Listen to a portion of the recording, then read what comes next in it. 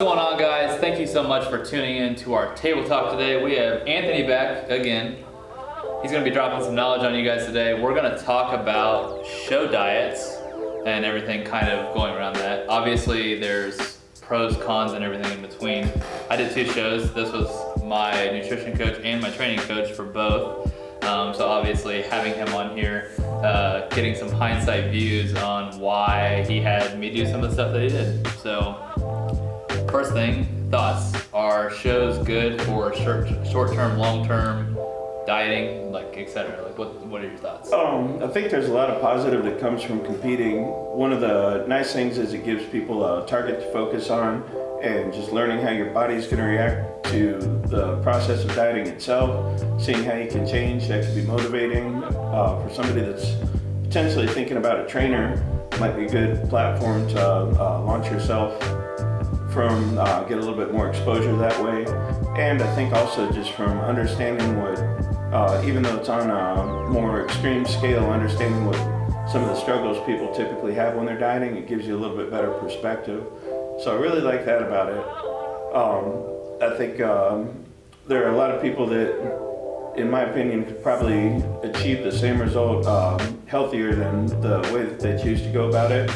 Multiple ways to skin a cat, but that being said, it's like almost like you got to be in condition and your health has to be at a certain level before you start dieting for a show, in my opinion. Makes the competition diet that much more productive, that much easier, and most important, that much healthier. Yeah, I definitely would agree with that. You had brought up the you really kind of can see what your body can do. Yeah. So I don't know if I ever even told you this. I've never obviously been overweight in my life, and I was like, okay, I'm training people that are overweight that are trying to lose weight. How do I relate to them? Like that's like I've played basketball forever. You know what I mean, there's no relation. So for me, it was like, hey, I remember Brian and I came to you like, hey, we want you to do our diet. You know, like coach us, like teach us how to do this. And I remember distinctly like I need a way that I can relate to people. If I push myself, because I think the first rep was 15 weeks and the second was 16. If I can commit to this for 15 weeks hard, what can I really achieve? What can my body really get pushed to? And that's why I was like, okay, well, if I can do this for 15 weeks, then you can do it for 15 weeks, you know? Yeah. And it's the commitment level that you were talking about. Yeah, exactly, the commitment level. And I think too, a lot of people on Instagram or whatever are getting, they're getting the knowledge that, well, you could do this in 6 weeks, you could do this in 8 weeks. Not necessarily a realistic time frame for somebody that doesn't have that experience. That when I work with people, I purposely block off a lot more time, 16 weeks. And as you'll probably recall, when we worked together, the first arguably 6 weeks of that, maybe even a little bit more, was just kind of transitioning, making small changes. Because it's easy to write a diet that people are going to get results from, but the toughest part for most people, be it a general population or competitor, is going to be the compliance and getting them to stick to it. And the way our brains work, if we make big extreme changes, basically for about 3 days we're like gonna do this, and then all of a sudden, like, you know, there's a little speed bump in the road, wheels come off, and it's like everything just goes down the toilet.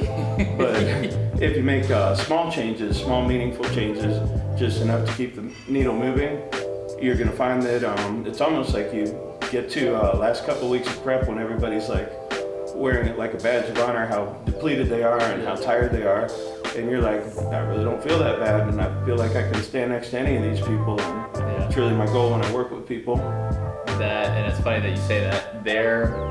So I think back, the first show, I was so, like, literally anything you told me to do, I did it. Like, you told me to eat this much sweet potato, this much shrimp, this much, like, everything. It was to a T. And it's funny that, like, and like those last couple weeks, man, like that was rough. Like show week, I remember the 4 gallon, like the water drop. Oh my god, that was so bad. Yeah, last week's gonna be tough for preparation, no matter what happens the other weeks, and that's kind of unique to the sport because it is such an extreme. Yeah, and you fully understand what that's like when you're doing that. Yeah, that was, you talk about like mental, like the entire way, like you said, I was good, and like that last week, that was just like the cherry on top. But after I got those carbs back in me, I felt a little bit better. Yeah. Always helps, yeah. Yeah. Okay, so you kind of touched on this, of making the gradual changes and stuff. Do you think competing, I guess would be the better word. How many times a year? Like, what is okay? What's okay for your metabolism? What can your body actually withstand? Obviously, it's essentially just healthy food and just like monitoring the amounts, but dropping your body fat percentage to that low regularly, obviously it's slightly different for male versus female, but like, what's your take on that in terms of short-term and long-term effects, I guess? I think that's going to be really, it's a difficult question to answer because it's highly individual. So for instance, if I've got somebody like you're a perfect example, you keep yourself in good shape year round. So if you decided you wanted to compete 4 or 5 times in a year, no problem. You don't have that much to lose, like you stay within a striking distance and you've got a healthy base. If I've got somebody that diets super hard for the show, comes in shredded, and then as soon as that show's over, it's like a hurricane of teeth and nails heading right for the local pizza joint and trying to out-eat me over at Wits, that's going to be somebody that probably, if you're considering health as part of the equation, it's not going to be in their best interest to do too many shows per year. That an ideal situation would be where you have some blood work to go off of, doctor's perspective on how healthy they are, if there's any deficiencies, if they're healthy enough to prepare to compete. Us as a trainer, we can kind of assess their condition, get a realistic sense of if we're moving at an acceptable rate, and just kind of a real general number I use is about 1 pound per 100 pounds of body weight to lose. What kind of time frame are we looking at? So I guess to specifically answer your question, depending on how close or far from show condition they get in the off season would determine the number of times they could compete during a year. And I think that kind of brings up another thing, not to get too far off the subject, but I feel like for a lot of people there's that misconception that like off season, bulk up, like contest, slim down. Yeah. And it never made sense in my brain, like why would I want to put on 30 pounds of fat in the off season to maybe gain 5 pounds of muscle and then have to diet off 25 pounds of fat? Like that's just extra work and hard on my heart, hard on my health, and there's no performance benefit to it. It's funny you bring that up. I was actually talking to, like, he's a college intern, like I have several other college interns, and we talk all the time, like obviously like how you are to me, they are to you know. So it's funny, like now that I'm on this side of the equation, when they're asking me things, I'm like, oh, you know, like, yeah, like everybody did a dirty bulk in college or whatever, but it's like, does it really work? You know, I distinctly will never forget a kid I went to high school with who was like super into lifting at the time, kind of went through like the awkward drug phase that some people do, and then he comes back to like weightlifting like sometime in college, and it was like, and you're gonna get a kick out of this, he's lifting for a week and he's like, oh man, I'm up 2 pounds, gained 2 pounds of muscle in the first week. Gotta be. I'm like, well, unless you're running several syringes of Tren through your system and other things. You know what I mean? That's about the only way that's gonna happen. Yeah. But it was just funny just because it brings back that whole dirty bulk thing, right? Oh, like the concept of, like you said, gain 20 pounds to gain maybe a couple pounds of muscle realistically in what, a 4 or 5 month period? Yeah. To cut it all down, and like you're probably gonna lose it that anyway just because of your dieting restrictions and everything. Oh yeah. I mean, in my mind, it just makes sense. Keep yourself in shape year round. It's going to appear that, you know, you're not making these huge, big needle swinging gains on the scale, but if you're adding quality muscle, your measurements are increasing in the right places and decreasing in the right places. If you step on stage 5 pounds heavier, but you've created the illusion that you put on 10 pounds of muscle, and you didn't take the toll on your health that huge swing in weight would have, in my opinion, you're positioning yourself to win. I mean, for a lot of reasons, not only health, but when you think about like thinning out the skin, if you're going from where your body's used to accumulating and holding on to a lot of fat for 6 months out of the year, and then all of a sudden you want to just shed that and tighten up the skin in 8 weeks, like for a lot of people that's pretty difficult, especially if we're talking about natural. Yeah. And if you stay lean year round and not retaining too much water and your body kind of thinks that that's a norm, it's going to be a lot easier to make a slight shift that's going to be more dramatic when you step up on stage, and easier to maintain and hold your condition the day of the show. And I think that's the most difficult concept for so many people to understand. It's like, obviously everybody wants stuff yesterday, right? Yeah. Like you've been a trainer a hell of a lot longer than what I have, but I'm sure that at some point in time, I get this question at least once a month. Like, what's the secret? What's the pill? Like, what's the Yeah. pill? What do I have to do? Like, of course. And it's like, there's not. Like, it's consistency, and it's just, like, you gotta diet, you gotta work hard, and you gotta show up every day. If you don't show up and you don't diet, then you're not gonna get the results. Like, it's just how it is. What do you think? So you kind of touched on it. Obviously, there's different types of people and stuff like that. What are long-term effects on metabolism? Because that's something that several of my clients that have done shows in the past are like, I just don't feel like my metabolism's the same. Like, I feel like when I do try to diet, like my body fights me a little bit more and stuff like that. And these are people that weren't, I would say, they weren't ever like super overweight, but they weren't necessarily like super lean. Like, I think when we started both of my shows, I think I was around like 8%, which obviously, like, being an athlete forever and like all the stuff I was doing at the time kept me there. You know what I mean? I'm still 8-10%. Like, that's just what my body naturally holds. I'm also 29 now. When I'm 35, 40, that might be a different situation, right? Sure. So what's your take on that? Long-term effects on metabolism? Is it damaging? Can it be repaired? What do you think? I definitely think I'm of the mindset, rightfully or wrongly, that anything that you can break, you can fix. So I think it's repairable. In terms of if there's even actual like a long-term effect, I think again, that's gonna be kind of situational. If you're talking about a natural athlete that did some extreme dieting, ran their recovery into the ground, and is finding it tougher to drop some weight, usually there's a deeper underlying issue.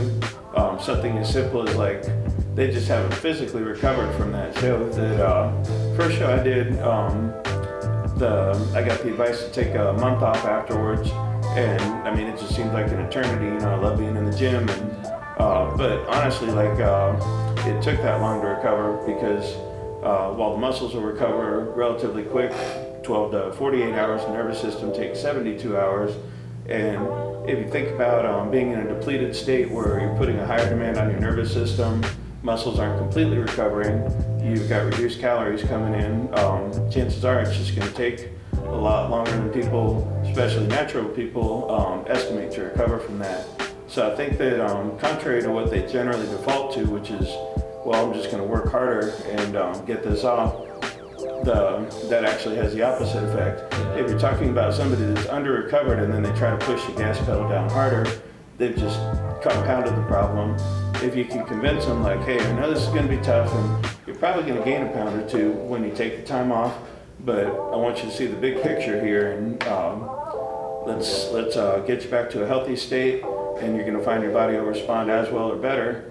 If you can get them to do that, they'll bounce back and not have long-term effects. Yeah, no, I think you hit the nail right on the head with that. Okay, this is obviously a fun topic. Everybody always accuses everybody of it in the fitness industry, drugs. So obviously performance enhancement drugs are in nearly every single sport. Bodybuilding, I think, gets the worst rep with it, I think. I guess, like, what are your thoughts on it? What do you think, at what point do people need to? Is it a good or bad thing? What are the long-term effects of that on athletes, like I said, that have been natural their whole life and then start taking it, or just prolonged drug use in general? I think, and I hope I don't offend anybody, my personal take is it's really a choice that individual has to make, and there's a lot that should go into that decision. That I have no problem with somebody trying to push the envelope of performance in their sport. In fact, it's kind of an expectation when you're talking about the professional level of anything, be it bodybuilding, cycling, baseball, football, whatever. And I understand that, you know, we as fans, we pay to see that. If you're doing it with a doctor that's capable of monitoring your health, so you're putting health first, it's perfectly fine that, or I guess a better way to say it would be it's perfectly believable that you're not going to encounter any serious health problems. That being said, I don't want to downplay the fact that there are some people that take those precautions and still have health consequences. That's why I really kind of leave it to the individual. When people come to me and ask for that advice, I tell them, you know, whatever you choose to do, I'm going to support you. And my goal as a coach is to steer you in a direction that you can be as healthy as possible. But what I won't do is make that decision for you. That you as the athlete, you as the person coming to me, especially when you consider the gravity of the choice you're making. And in fact, it could affect your ability to have a family. It could affect your health down the road. Like, that's really something you need to weigh out. And it's just my job to make sure that whatever choice you do, we optimize your results and keep you healthy. Yeah, absolutely. So dealing with that, do you think that that is a big deal with like these super young competitors getting into that too early and then it's screwing them up later hormonally? I would think so. I mean, kind of a funny story. It was probably 15 years ago. My dad lives in Thailand, and I was out there, had the opportunity to meet a pro bodybuilder that was living out there at the time, and we got on the subject of competing and what are people doing, and I appreciate him being so candid with me that really kind of laid it out. And as he was telling me this, well, before he told me what the pros are actually doing and even what he was doing, I was like, I got this buddy that's competing and he wrote this up, and what do you think? And his jaw dropped. He's like, I compete on the Olympia stage, and in the off season I get up to 290 pounds, and if I took this, that would be too much for me. And needless to say, my friend wasn't pushing those kind of numbers or on the Olympia stage. So really kind of put it in perspective that people are doing a lot more than they need to. That when you talk about medicine, training, a common thread is that you always want to pursue the minimum effective dose. It's not about how much you can tolerate or what you can throw at yourself, and it's about how little do I need to do to get the absolute best result possible. And I think if you approach things, whether it's your training, your nutrition, your drugs, whatever, if you approach it like that, you're going to be healthier, you're going to get better, sustainable results, and just better all around. Yeah, no, I mean, like I said, that's what you always tell me, like in terms of like the nutrition stuff. So, all right, guys, that is it for today's table talk. Hopefully you enjoyed it. Hopefully you learned a little bit about show dieting and show concepts and stuff like that. This is the guy that put me through my two. So, like I said, I'm learning just as what you are in real time. So, thank you guys so much for watching. Like, subscribe, turn on the post notifications. Until next time.